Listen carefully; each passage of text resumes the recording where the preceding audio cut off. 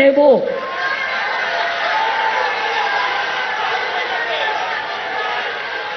মনে রাখবেন, আমরা কেউ দুর্বল নই। অনেক লড়াই, অনেক সংগ্রাম, অনেক কঠিন পথ পেরিয়ে এসেছি। 4 বছর ধরে তো টাকাই দেন না, তা সত্ত্বেও মানুষের স্কিম বেড়েছে কিন্তু কমেনি, আরো বাড়বে আগামী দিন। বিশ্বাস রাখুন, ভরসা রাখুন, আস্থা রাখুন। বিশ্বাস, ভরসা আর আস্থা, তৃণমূল কংগ্রেসই বাংলার মানুষের আস্থা, দেশের মানুষের আস্থা, এটা মাথায় রাখবেন। গত রাতে কি করলেন? রাত্রি 1টায় আমি মেসেজ পেলাম।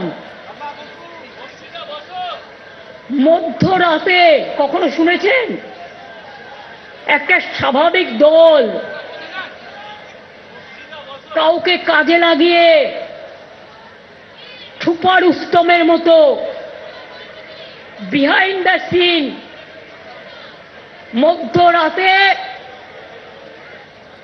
গুপ্ত তাণ্ডব করছে?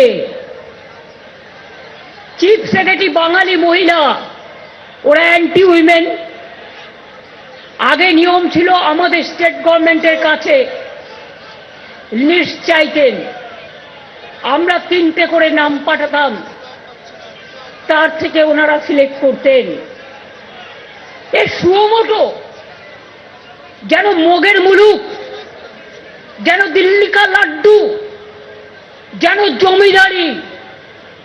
জমিদার, জোকদার, কালোদার আর বিজেপিকে সন্তুষ্ট করার জন্য যে দেশে প্রধানমন্ত্রী নিজে, আমি শুনেছি মিটিংয়ে বলেন চুন চুনকে মারেঙ্গে, আমি ওনাকে বলি দেশকে আপনি কি করে রক্ষা করবেন? আপনার মুখে এটা শোভা পায় না।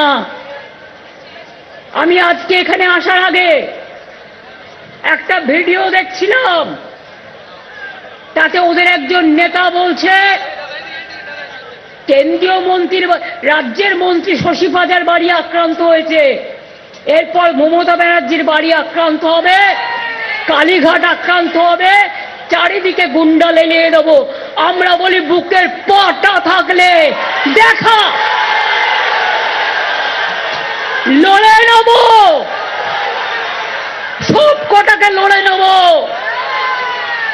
আমরা কেউ ঘাসে মুখ দিয়ে চলি না, আমরা ঘাসকে জন্ম দিই। এটা মাথায় রাখবেন ভালো করে। যদি মনে করে থাকেন ভয় দেখিয়ে জোর করে, কি করছেন আপনারা? নন্দিনী চক্রবর্তী সিএস ছিল, একজন বাঙালি মহিলা। আপনারা অ্যান্টি বেঙ্গলি শুধু নয়, অ্যান্টি হিন্দুও, অ্যান্টি হিন্দিও, আমি প্রমাণ করে দিচ্ছি। আপনারা নন্দিনী চক্রবর্তীকে রাত্রি 12:30টার পরে তাণ্ডব করে তাকে ঘাড় ধাক্কা দিয়ে বের করে দিলেন। একবার রাজ্যকে জিজ্ঞেস করার প্রয়োজন মনে করলেন না, বিজেপির দালালি করতে গিয়ে। ধিক আপনাদের, লজ্জা আপনাদের। 2, হোম সেক্রেটারিও বাদ, তিনি তো নন বেঙ্গলি, কেন বাদ হলো? ডিজি কে ছিলেন? পীযূষ পান্ডে, এক কথায় বাদ, তিনি তো নন বেঙ্গলি ছিলেন। সুপ্রতিম কে ছিল?